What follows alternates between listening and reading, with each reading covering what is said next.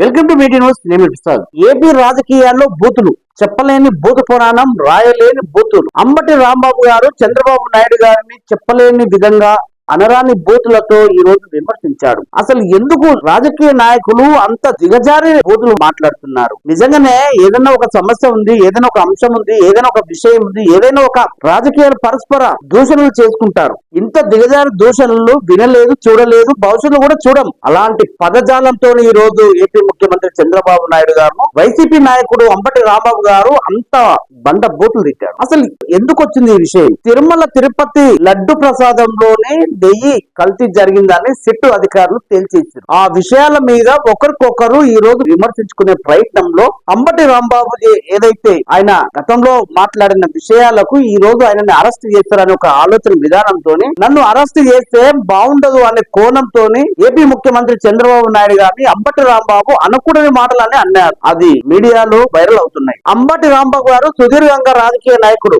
ఎంతో అనుభవం గల వ్యక్తి, ఎన్నో రాజకీయాలు ఎన్నో పదవులు అనుభవించిన వ్యక్తి. అలాంటి అంబటి రాంబాబు గారు కేవలం బూతులు మాట్లాడుతున్న మామూలు మీడియాలో నేను ఉంటానని ఇలాంటి మాటలు మాట్లాడారా? లేదు కావాలని చంద్రబాబుతోని కసిగా కోపంతోని ఆవేశంగా ఆవేదనతో మాట్లాడారా? ఎవరైనా ఎంత ఆవేశం, ఎంత ఆవేదన, ఎంత ఆలోచన ఉంటే కూడా అలాంటి దిగజారు మాటలు మాట్లాడారు రాజకీయ నాయకులు. అయినా కూడా అంబటి రాంబాబు గారు చంద్రబాబు నాయుడు గారిని పచ్చి బూతులతో విమర్శించాడు. నిజంగా ఆ మాటలు మనం కూడా చెప్పలేము, అనలేము, అన్న కూడా మీరు వినలేము. సో రాజకీయ నాయకులు ఎక్కడికి వెళ్తున్నారు, ఎందుకు దిగజారుతున్నారు, ఎందుకు ఇలాంటి విమర్శలు చేసుకుంటున్నారు? పదే పదే ఇదే విషయాల మీద ఏపీ రాజకీయాల్లో కావచ్చు, తెలుగు రాష్ట్రాల్లో రాజకీయ నాయకులు తరచుగా వాడుతున్న బూతుల పురాణం. నిజంగా అంబటి రామ్ గారు అక్రమ అరెస్ట్ అయితే ఏదైనా చట్టపరంగా వెళ్ళాలి.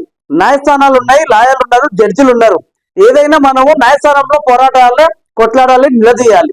అంతేగాని ఏదైనా మీడియా సమావేశంలో ఇలాంటి బూతులతోని మనం వైరల్ అవుతాం అనుకోవడం చాలా మూర్ఖత్వం. ఇక్కడైనా మాత్రమే అనుకుందాం. చూస్తూనే ఉండండి మీడియా న్యూస్. నేను ప్రసాద్.